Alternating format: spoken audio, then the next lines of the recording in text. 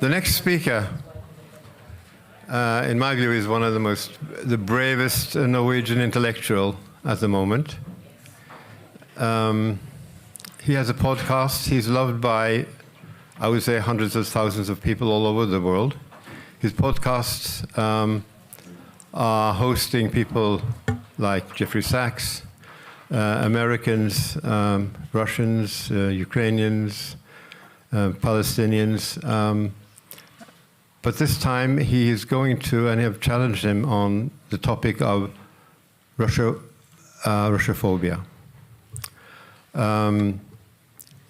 When Glenn Diesen went to Drammen, or was going to Skien next week, there was an uproar.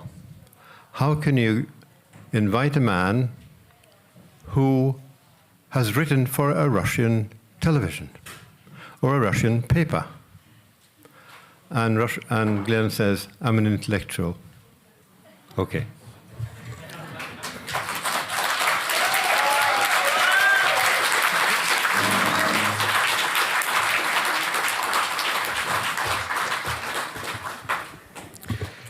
Thank you so much for coming. And on that, actually, when they invited me to Skien, I actually told them in the first email, I'm happy to come, but please know that Helsinki committee will try to cancel it once they know I'm speaking. So they were warned. But today, my topic is the media coverage of the Ukrainian war. And it's my key argument that a free and independent media is obviously imperative for democracy. And the danger we often face during wars is that journalists tend to transform themselves into information warriors. And why is this? Well, when human beings experience external threats, it triggers the most profound instinct in human nature, which is to seek safety in the group. You divide the world into us and them, and you have to express then complete loyalty to our group. So often even well-intentioned, but this is also where propaganda is often born, as it then demands full group loyalty, no dissent, and we often see that rationality also ends. So journalists stop reporting on objective reality, and every conflict tends to be simplified and dumbed down to a narrative of good versus evil, goodies and baddies, or as our propaganda tends to be focused on, liberal democracies versus authoritarianism. So all the complexities of the world simplified through a very simple binary lens. And this is problematic because more than a century ago, we had Walter Lippmann, one of the first scholars on political propaganda. He observed then the British propaganda during the Russian Civil War, in which everything was also contrasted as a struggle of good versus evil, and the narrative had to be adjusted as such. And he concluded that the positive aspect of propaganda was obviously the ability to mobilize public support if you think you're in conflict with evil. But obviously, he became, after a while, very critical of propaganda rather than a proponent, as due to the negative aspect of propaganda, which is that it prevents any workable peace. If you believe that you're in conflict or in a struggle between good and evil, then he argued victory is the only path to peace. So meanwhile, mutual understanding, negotiations, compromise, this become all denounced as treasonous, something you shouldn't do when you're faced with evil. So this is why our adversaries are always reincarnation of Hitler. We're always living in the 1930s, because when you face pure evil, then peace is created with military victory, and you cannot talk to evil. This is appeasement. And this is also, I think, a very valuable lesson for the Ukraine war. To paraphrase, or actually to directly quote NATO Secretary General Jens Stoltenberg, more weapons is the path to peace, as he then rejects diplomacy and negotiations. Now, we therefore see that propaganda is often or largely dependent on appealing to morality and the best in human nature in order to make us do the worst. And it also plays on emotions, on our compassion. And indeed, we should have compassion, because what's happening in Ukraine now is horrific, and it's a human tragedy. So we should all go from the common goal of putting an end to this war. However, I would also add that when NATO develops seemingly moral slogans such as the war can only be over when Russia leaves Ukraine, this actually translates into a rejection of negotiations and leaving then capitulation or endless war as the only two alternatives. And it's a bit like when the European Union states that it supports a ceasefire in Gaza, but first Hamas must capitulate, disarm, and dismantle itself. So it becomes a moral framing of genocide. And again, we see that the media isn't challenging any of these narratives. Instead, over and over again, they merely amplify it. And the question can be asked if we have been propagandized. President Zelensky's former advisor, Arestovich, he recently argued on Twitter, that is, that Ukrainians had become deeply propagandized. As he suggested, they do a simple test. If you're able to articulate the position of your adversary, which is Russia, are you able to do this? If you're not, then you're likely propagandized. Well, I would argue that this is also a perfect description of what's been happening in the West, where everything is always contrasted as a struggle with evil. So in the past 2 years, or even the past 30 years for that matter, have any of us ever heard our government or media clearly articulate an honest position of the position of Russia? Or even be able to, are any of us even able to articulate the position of Russia in society? As I've found time and time again, even trying to explain the position of Russia is then denounced as legitimizing it, in which then obviously both censorship and cancellation should follow immediately after. And often, sadly, we see that the journalists are often first in line in calling for this kind of censorship. So, in the struggle between good and evil, we see that our hatred becomes virtuous, and often self-delusion becomes patriotic. I've attempted to explain basic things like the sanctions aren't working. If I do this, I find out if you criticize the sanctions, well, then you're undermining public trust in it, and this is what Russia wants, hence you're a Putinist. So objective reality has to, can't really be properly expressed, and the conclusions, if the conclusion doesn't support our side against evil. And this is then a huge problem, because you can't really criticize NATO's role in this war unless you are accused of repeating Russian propaganda, taking Russian money, or at least just being a Putinist. So today I would therefore like to ask or propose the following question about our media. Do they act as journalists or as propagandists? Now, you can set indicators for this. A journalist publishes stories if they can fulfill two criteria. That is, if it's true and if it's of public interest. Now, in contrast, we see propagandists aim to mobilize public support for war. So we can then look at the three, I would argue, most important media narratives of this war.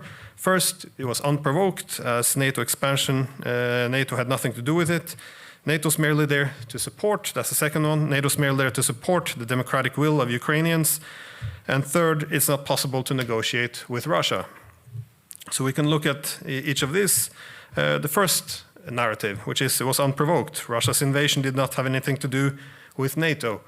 Well, this simply ignores or requires that the media ignores 30 years of recorded history, as we had a sea of top American and European officials warning that NATO expansion could trigger a war. We had defense ministers, foreign ministers, CIA directors, ambassadors, other top politicians saying this for 30 years. This has not entered our narrative.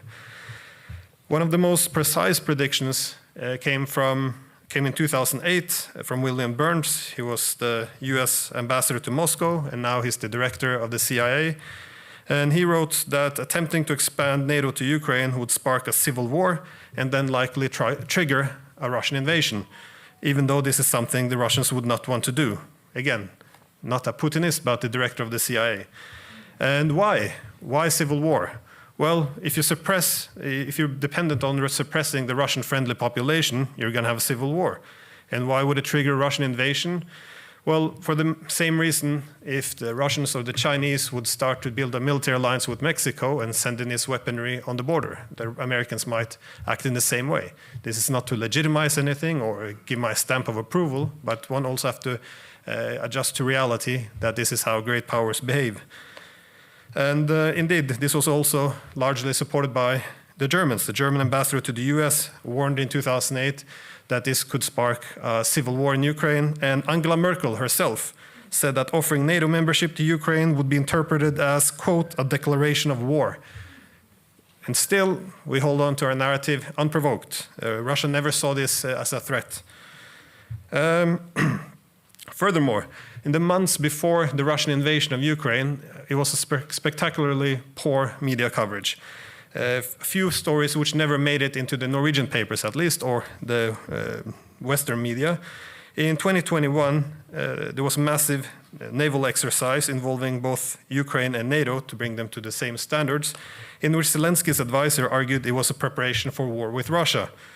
In November of 2021, the US and Ukraine signed a charter on strategic partnership, which would give the Americans further stronger presence in Ukraine. Also, it was envisioned that this would help to bring back Crimea under Kyiv's rule. In other words, return it from the control of the Russians. At this point, the former advisor of the French president, Sarkozy, he warned, again, there's a quote, "This convinced Russia that it must attack or be attacked." Again, we don't have to agree with any of these assessments, but surely it belongs in the narrative. And this is also very much, this view was also supported by the former head of Russia analysis at the CIA, who stated in December of 2021, so 2 months before the invasion, that Russia will likely invade because the US is entrenching itself further and further in Ukraine. The US and NATO are modernizing the Ukrainian ports to fit their warships. And his argument was the risk of not invading was becoming greater than the risk of invading. Again, the head of Russian analysis at the CIA, obviously I also assume he's not a Putinist. But we then had Biden and Putin trying to find a way out of this conflict before the war. And as they were meeting, we have Kurt Volker, the former US ambassador to NATO, and also the US special representative for Ukraine negotiations. His argument was, we cannot make a deal with the Russians because peace is appeasement. And he wrote, and again, also a quote, "Success is confrontation." That's what he wanted from the peaceful meetings. Again, this is because Putin, as our newspapers remind us every day, he is the new Hitler. We cannot have any deals. So, again, why is this reported? Why is this excluded from the reporting? It certainly would amount to having some public interest in this, is of the interest of the public, but it also undermines the war narrative. So we don't hear any of this. The second narrative, of course, is NATO is simply a third party. It's helping Ukraine. This is, of course, a very important narrative as we supply weapons, endless amount of weapons to the Ukrainians. And this also has to be asked whether or not we're actually helping. Between 1991 and 2014, every poll, either if it's done by Ukrainians or the West, it showed that approximately 20% of Ukrainians wanted NATO membership. NATO itself released a report in 2011 explaining why this was a huge threat to NATO-Ukrainian relations. As they wrote in the report, that often they find now that less than 20% of Ukrainians want to be a part of NATO, and the government has made neutrality its law. So this is a huge threat or a huge problem. Yet the media insists that Ukraine's dream was always to join NATO and escape the shadow of Russia, and this is what we had to help them to do. And that's what we also did in 2014, when the US and several of its allies backed a coup. The most open one in modern times, I would add. American leaders were even caught on tape planning the coup and discussing who should be in the new government and who should have to remain outside. And everything they discussed happened just as they planned, even though this was released weeks before they even toppled Yanukovych. Now, in the media, they insist this wasn't even a coup. We were helping Ukraine to support a democratic revolution. Despite toppling a democratically elected government, unconstitutional coup, by the way, And it didn't even have support by the majority. As BBC at the time noted, not even the Maidan protest had support from the majority of Ukrainians. But we never heard about this ever again, so we're still stuck on a democratic revolution. And then we see an American-installed government as the US helped Ukraine by supporting an anti-terrorist operation. This was against the Eastern Ukrainians who opposed the legitimacy of the coup. And this, of course, killed thousands of Ukrainians. In the media, we often found a very dismissive tone. They were Russian agents. They were simply acting on behalf of the Russian interests. And the media, we also found, didn't report on any of the atrocities. Now, again, these were the bad Ukrainians. They were the ones who were opposing it, of course. So the US helped Ukrainians also by purging them of Russian influence, more assistance. Supporting the purge of political opposition parties, arrest of its main opposition leader, banning of opposition media, cultural purge, everything from the Russian language, books, music, and of course the Orthodox Church. Now, at this point we also saw Washington helping Ukraine with its democratic governance by constructing a new government. Also, many things which the media did not inform us. For example, after the coup, Natalia Yarescu, who was an American and also working for the US State Department, she was also actually working at the US Embassy in Kyiv before the coup. After the coup, however, she got a new job. She became the finance minister of Ukraine. So one day you're representing America in Kyiv, the next day you're representing Ukraine, you're the finance minister, and she got the citizenship on the same day as she got the job. Now she's no longer finance minister, so of course she's no longer there. Again, how would the media cover this if the Russians would have done it? Would this not have been called a colonial government? Again, we also saw an American state prosecutor in New York. He became Ukraine's Minister of Economic Development and Trade. We also had other foreign nationals linked to the US who took a key position in the post-coup government. Even the general prosecutor of Ukraine, Viktor Shokin, he gave an interview in which he argued the US was running Ukraine like a colony. All new government appointees had to be approved by Washington if the Americans hadn't put forward these candidates themselves. And as we know, the general prosecutor, Shokin, was later fired very publicly. Biden stood on stage and bragged how he was able to get him fired. And this, of course, happened after Shokin had investigated the Ukrainian gas company Burisma, where Joe Biden's son happened to get a job after the coup, even though he had no background in gas or Ukraine. So again, coincidences, but still, one would think media could have some interest. The media then, in terms of the intelligence agencies, we had only had one report from the Washington Post, and this is the Washington Post who then wrote, quote, "Since 2015, the CIA has used tens of millions of dollars to transform Ukraine's security services into potent allies against Moscow." Again, also quite significant to understand what has happened since, but also now evading the media picture. Then for more than a decade, the Americans now armed and trained far-right extremist groups, as these would never compromise with Russia, and this gave Washington a very powerful veto over any possible peace movement in Ukraine. Now, what we don't mention often is that both Poroshenko and Zelensky, they ran on peace platforms and initially attempted to implement the Minsk peace agreement before the American-funded right-wing groups were able to threaten them and reverse their positions. Now, again, you don't have to take Russia's side in order to think that perhaps this was not the best thing to do in the name of peace. For example, Zelensky, he won 73% of the votes, a huge landslide in a victory. And he ran on implementing the peace agreement and the respective cultural language rights of Donbass. Now, but he then had to reverse this after he was very publicly threatened by the far right. And again, or as the media like to say, the US helped Ukraine not to capitulate to Russia, so could ignore its voters. And NATO countries then, also as we have learned, but not through the media, is that the NATO countries sabotaged the Minsk agreement for 7 years. That is, Western leaders, they insisted for 7 years that the Minsk agreement was the only path to peace, and was negotiated by Germany, France, However, later on, both Merkel and Hollande confirmed that they didn't expect it to be implemented. It was merely to buy time to build a Ukrainian army. Again, a journalist might ask the question, if we say that the Minsk agreement is the only peaceful or the only path to peace, and we then sabotage this path to peace for 7 years, could this have contributed to the war? Well, it didn't, but it's a good question. But again, all of these references to helping Ukraine has always put Ukraine on a path to war. So on the third and last narrative, it's this idea that it's not possible to negotiate with Russia. This is why war is the only path to peace. There has to be only weapons. There's no other way to solve this.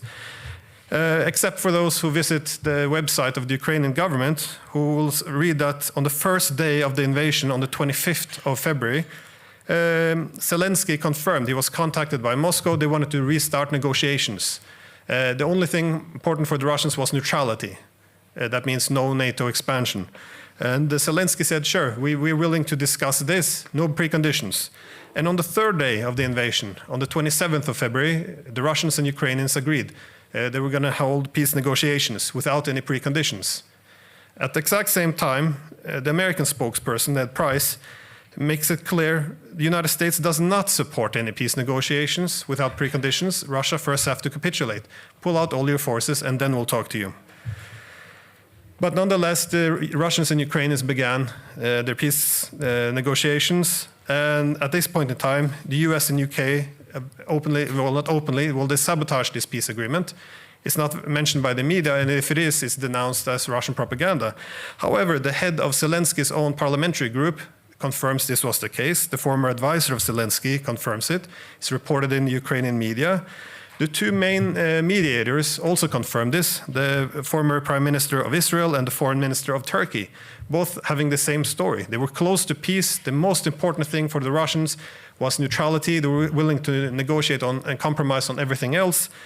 But, as they both said, both the Israelis and the Turks, the British and Americans saw an opportunity to kill Russians and to degrade a strategic rival. And fighting with Ukrainians. So they didn't want this peace, and they told this to Zelensky: "We'll not support this peace, but if you want to fight the Russians, we'll give you all the weapons you want."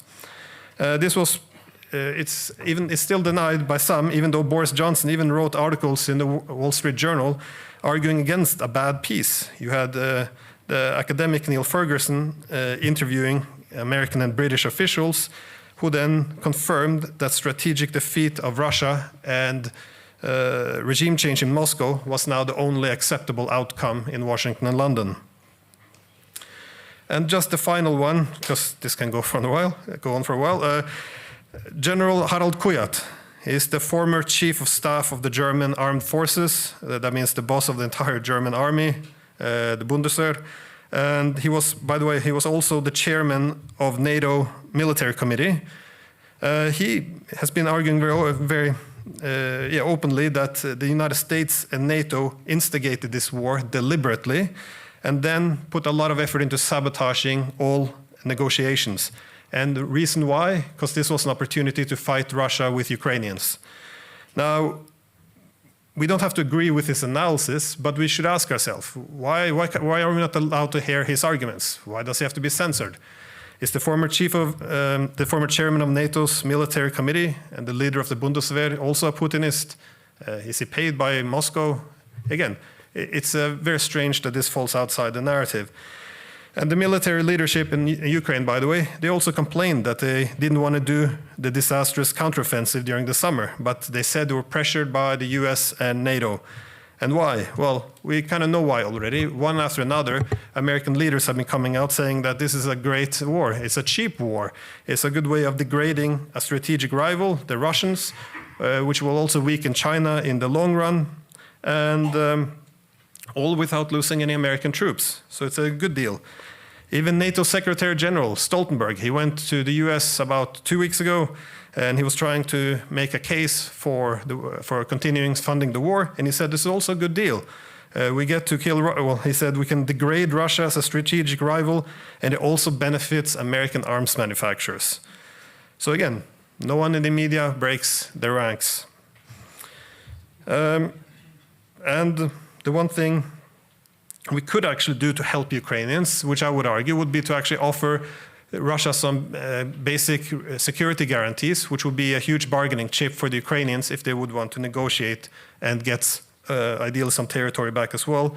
However, this will not even be discussed by the journalists. So lastly, I would just like to ask if we've seen any critical questions at all from the media. Because NATO Secretary General Stoltenberg said over and over again that Russia did not invade Ukraine because of NATO expansion, had nothing to do with it. Until September of last year when he said, oh yes, Putin invaded because he feared NATO in Ukraine. And he gave them an option, do not give neutrality to Ukraine or we'll invade. And we said no. So you can't have it both ways. And a good journalist should perhaps ask which one. We also say that Ukraine should join NATO. It wouldn't trigger World War III. No, it would make the Russians pull away because Russia would not dare to attack a NATO country. However, we must also help Ukraine fight Russia, because if Ukraine falls, then Russia will go after Poland and other NATO countries next. So again, you can't have it both ways. The only common denominator is that Russia is very, very bad and we can't trust it. But logically, it doesn't make much sense. We also heard that Biden argued previously, no F-16s, this would trigger World War III, we were told. Now, a day or two ago, Stoltenberg went out and gave a speech explaining that, well, not only are we sending F-16s, but NATO will approve them being used against Russian territory, which means that our F-16s can now be bombing Russian cities, which not that long ago, even giving the F-16s would trigger World War III. Again, no journalist seems to be worried about a pending nuclear war. And then, of course, we had the spectacular attacks on the Nord Stream pipeline, the greatest attack on European energy infrastructure, and it was called an act of war, until the US admitted it was not Russia, and then the entire collective media lost all interest. And as the Washington Post interviewed a European official, if we dig too much, he said, we're going to find things we don't like, so we stop asking questions. Apparently the media as well. And also, just lastly, at the beginning of this war, we're told we're giving weapons to the Ukrainians as well to strengthen their hand when it's time for negotiations. 2 years into the war, no negotiations. So again, I can go on, but I would argue, has the hapless media actually asked any critical questions of these very startling contradictions? Not really. So yeah, this is why my conclusion is largely that the mainstream media has not acted as journalists. They've acted very much as war propagandists. Thank you.